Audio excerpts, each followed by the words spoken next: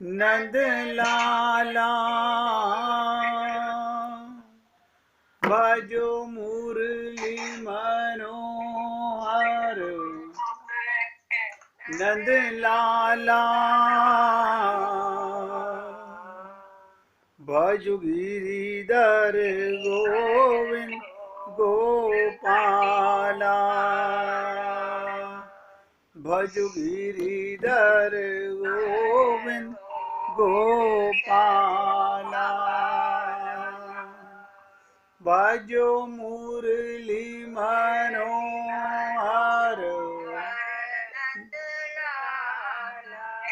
भजो मुरली मनोहर। नंद लाला भजो गिरिधर गोविंद गोपाला। भजो गिरिधर गोविंद गोपाला। भजो मुरली मनोहर। नंद लाला भजो मुरली मनोहर। नंद लाला भजो गिरिधर गोविंद गोपाला। भजो गिरिधर गोविंद गोपाला। बोलिए वृंदावन बिहारी लाल की जय। जय जय श्री राधे। जय जय श्री राधे।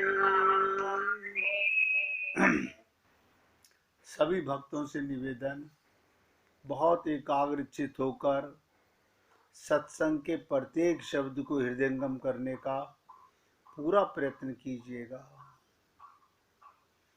बहुत इम्पोर्टेंट चर्चा आप लोगों के साथ पहले कर्म योग पर चली, अब 2-3 दिन से आपके साथ ज्ञान योग पर चर्चा चल रही है। संसार में अधिकारी भगवान को पाने के सब पाना चाहते हैं सब, लेकिन क्या कारण है हम समझ नहीं पाते। क्या भगवान हम पे कृपा नहीं करना चाहते? ऐसा इसलिए नहीं माना जा सकता कि भगवान की कृपा से तो मनुष्य शरीर मिला है, इसलिए भगवान को दोष नहीं दे सकते। भगवान की कृपा से ही हम लोगों को ये चोला मिला है। लेकिन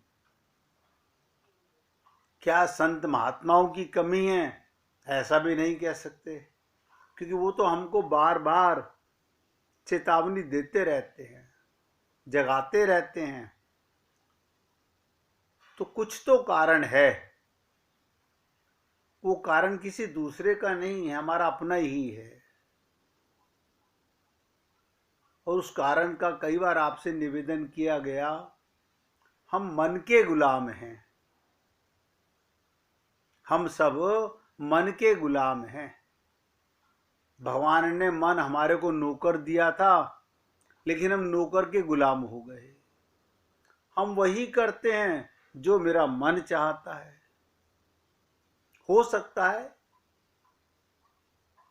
सकता है इस जन्म में या अगले कई जन्मों में कभी भी आपका मन संकल्प कर ले,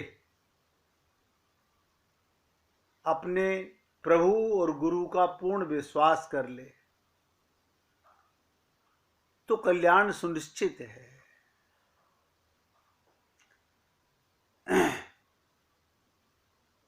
हमने आपसे गीता के माध्यम से ज्ञान योग पर बहुत समझाने का प्रयत्न किया कि संसार में देखने में ये आता है कि 99% लोगों को शाब्दिक ज्ञान है।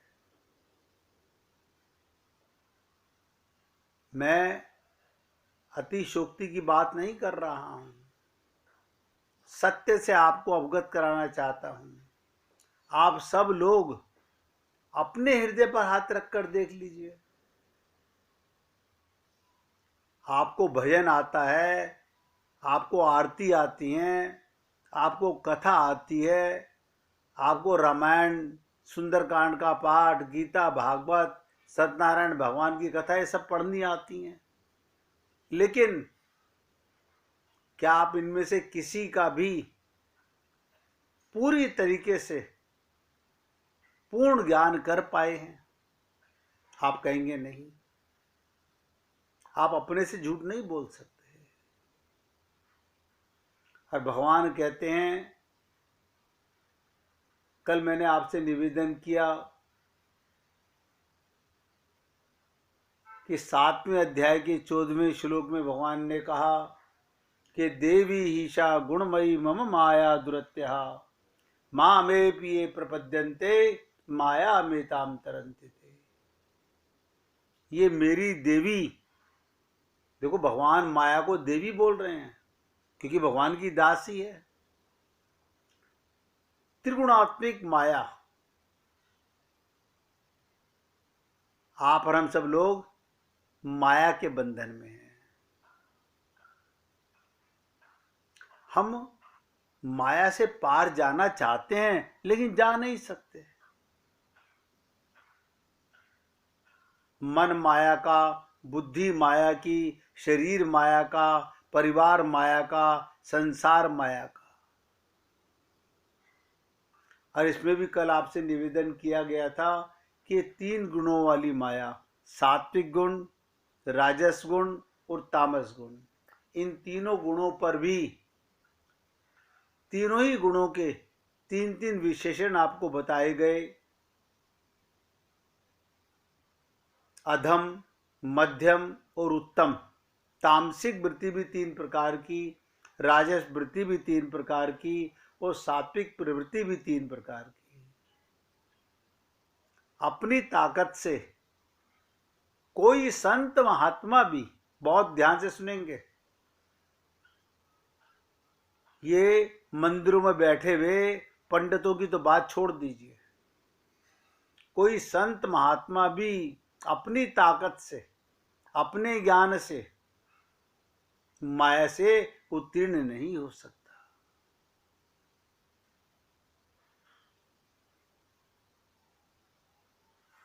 तो क्या हमारे ऊपर माया सदा हावी रहेगी?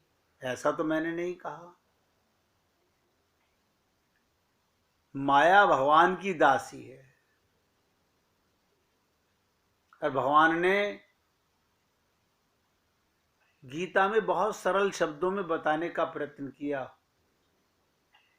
इस माया को कोई जीत नहीं सकता जब तक तुम मेरी शरण में आ जाओ, अर्थात भक्ति के बिना, ज्ञान से, कर्म से मुक्ति नहीं मिलेगी।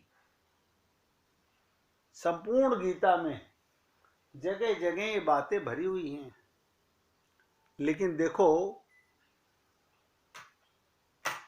देखने में जो आ रहा है, सुनने में जो आ रहा है, सारा संसार, हम पूजा करते हैं, हम पाठ करते हैं, हम देवी देवताओं की पूजा कर रहे हैं और ये भी समझ रहे हैं कि हम भगवान के भक्त हो गए हैं।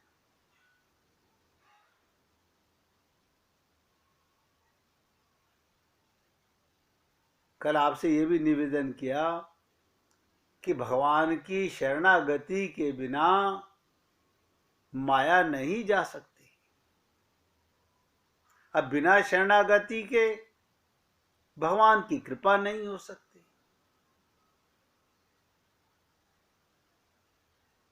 और भगवान ने गीता के 8वें अध्याय के 14वें श्लोक में कहा, बहुनाम जन्म नामन्ते ज्ञानवान माम प्रपद्यते वासुदेव सर्वमिति स महात्मा सा दुर्लभ।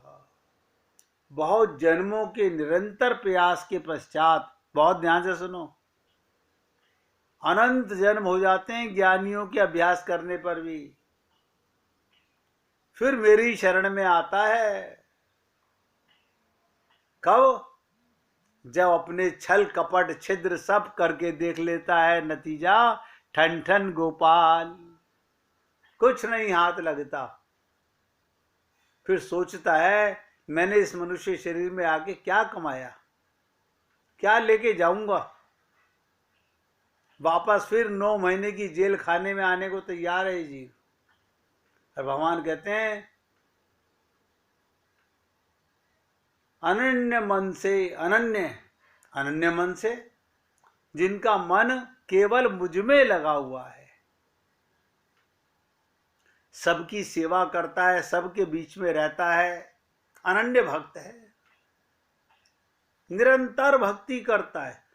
अब आप और लोग सोचोगे कि निरंतर भक्ति कैसे हो सकती है?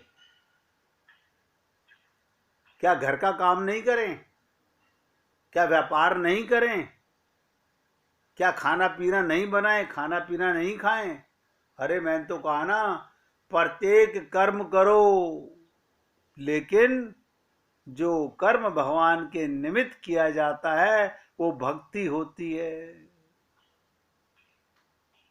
भगवान के निमित्त छोड़कर ये मेरे परिवार के निमित्त है,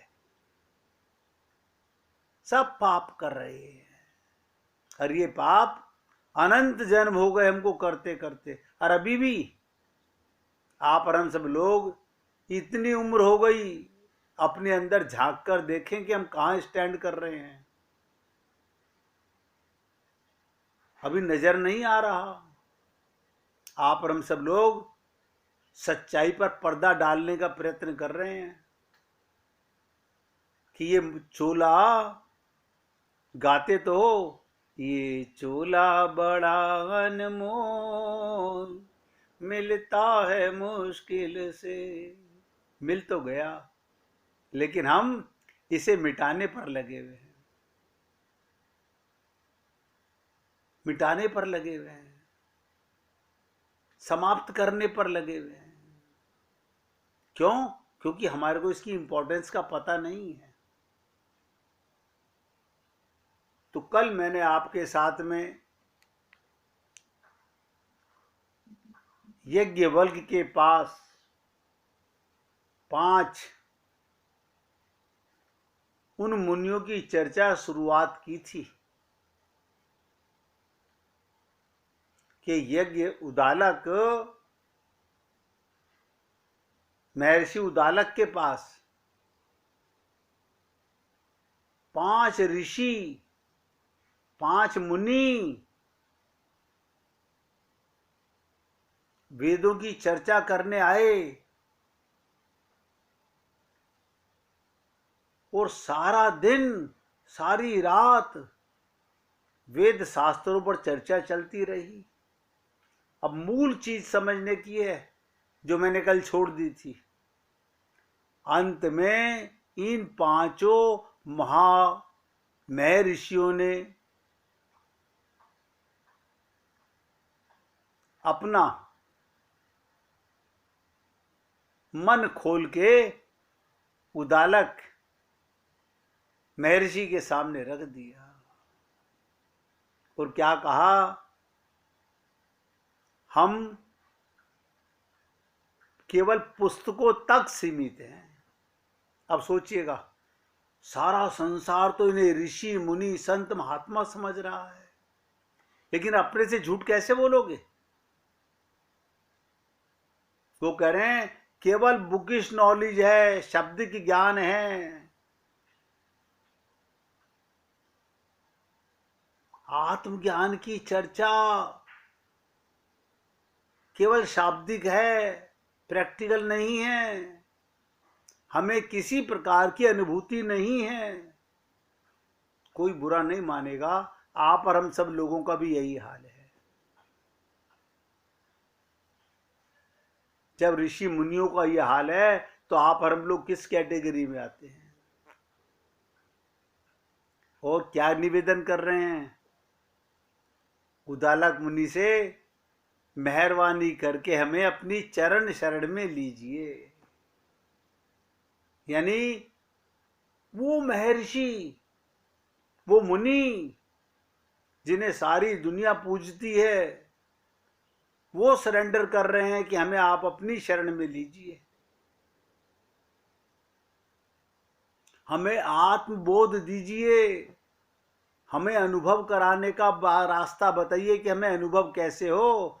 ये तो बहुत संत महात्माओं ने कहा, नित्य प्राप्त परमात्मा, भगवान मिला हुआ है, नजर नहीं आता, सुनाई नहीं देता, दिखाई नहीं देता, सूंघने में नहीं आता, खाने में नहीं आता, पीने में नहीं आता।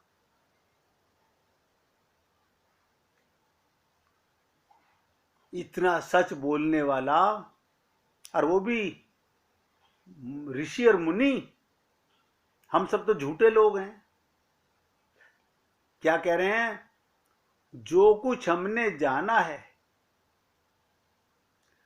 उसमें हमें अनुभूति बिल्कुल भी नहीं है। जो कुछ हमने पढ़ा, अनुभूति नहीं है।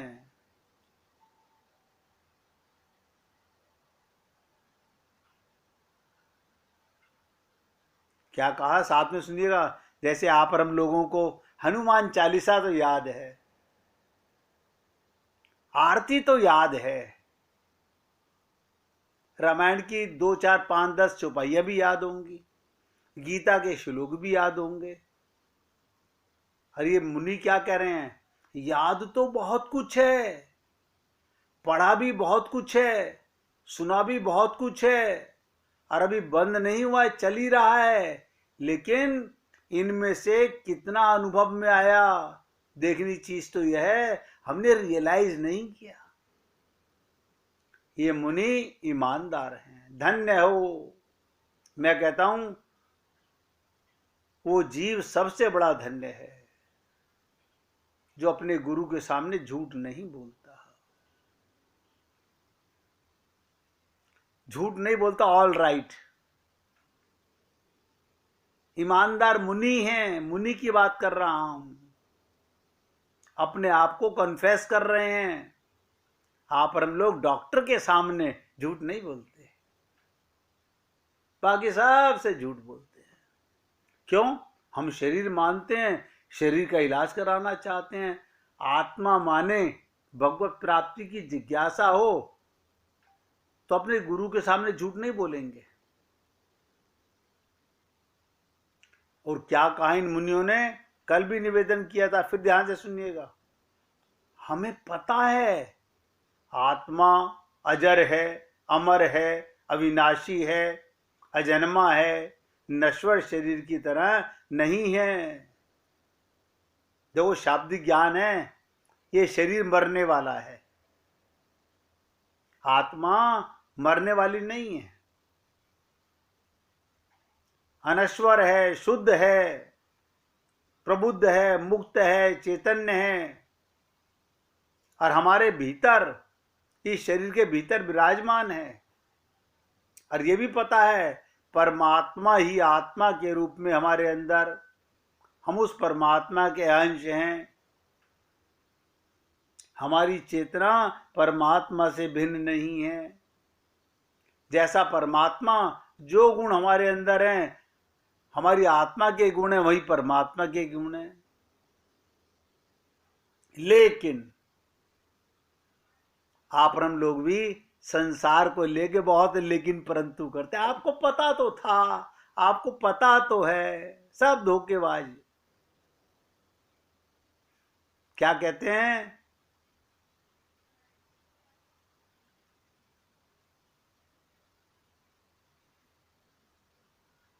हमें पता है, लेकिन महर्षि उद्दालक, ऐसा हमें अनुभव नहीं होता। केवल शाब्दिक ज्ञान है हमारे पास में, हमारे पास प्रैक्टिकल ज्ञान नहीं है, हमारे पास अनुभूति नहीं है। हम दुनिया को बेवकूफ बना सकते हैं। हाँ, आरती तो मुझे आती है, हनुमान चालीसा तो मैं 5वीं क्लास से पढ़ रहा हूं। लो हम तुम्हें सिखा दें, बोलो हमारे साथ।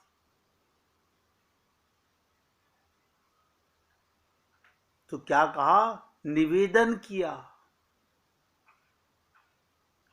अपनी असमर्थता जताई, मेहरबानी करके हमें उपदेश दीजिए ताकि हमें अनुभूति हो सके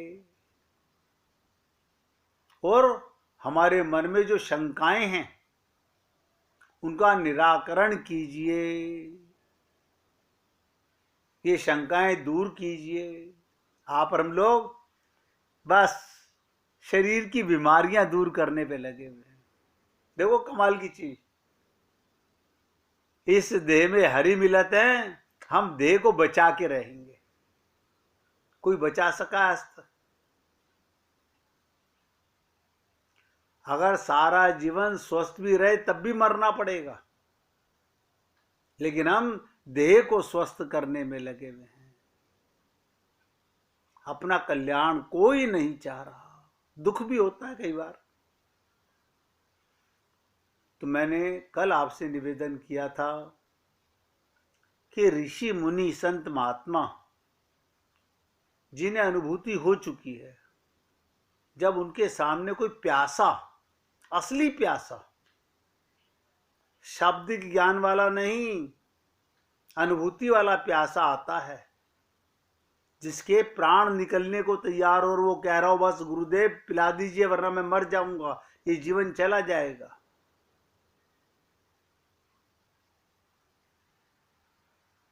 उस पर संत महात्मा अपना सर्वस्व न्योछावर कर देते हैं। तो महर्षि उद्दालक ने इन मुनियों को क्या कहा कि आप मेरे पास पधारे हो, मैं आपका हार्दिक अभिनंदन करता हूं। आपने बहुत मेरे ऊपर मेहरबानी की। बताइए, ये मुनियों से कह रहे हैं आपने मुझ पर मेहरबानी की। कोई सामान्य व्यक्ति होता तो मैं उनके सामने बात छुपा सकता था, कुछ और कर सकता था, लेकिन संत महात्माओं के सामने झूठ नहीं बोलना चाहिए। प्यासे को शब्दों से पानी नहीं पिलाया जा सकता, प्यासे को शब्दों से पानी नहीं पिलाया जा सकता और शब्दों से पानी की प्यास बुझ भी नहीं सकती। मैं आपसे सत्य कहता हूं। देखिएगा उद्दालक मुनि क्या कह रहे हैं, बहुत ध्यान से सुनो। कह रहे हैं मैं आपसे सत्य कहता हूं, मैं भी अभी सिद्ध नहीं हूं। बहुत बड़ी बातें हैं। एक तरफ तपस्वी 5, दूसरी तरफ उनके पास ये तपस्वी आए जिनका कॉन्फेस देखिए, मैं अभी इस पथ का पथिक हूं, मैं सिद्ध नहीं हूं, मैं भी किसी ब्रह्म ज्ञानी की खोज में हूं। कमाल है, धन्य है। आजकल तो जिसको देखो सलाह देने पे लग जाता है, जिसको देखो।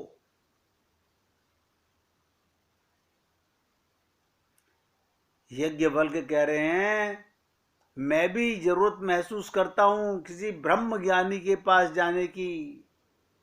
भक्तजनों, दीपक जलेगा, एक एक शब्द पे ध्यान दीजिएगा। दीपक जलेगा तो जलते हुए दीपक से जलेगा। सब नोट कर लो, दीपक जलेगा तो जलते हुए दीपक से जलेगा। इसलिए ऐसे व्यक्ति को जलते हुए दीपक कहा जाता है जिनको ब्रह्म साक्षात्कार हो चुका है, आत्म साक्षात्कार हो चुका है, जिन्हें अनुभूत हो जाता है, जिन्हें अनुभूति हो चुकी है, जो इस चीज को देख चुके हैं, जो इस चीज का अनुभव कर चुके हैं, उन्हें ऐसा कहा जाता है जलते हुए दीपक। जागे हुए व्यक्ति अपना दीपक इसी दीपक से जलाओगे तो जलेगा। अब आप बताइए, 5 पहले सरेंडर कर रहे थे और उद्दालक ने भी सरेंडर कर दिया, और क्या बोले, चलो सब के सब राजा अश्वपति के पास चलते हैं।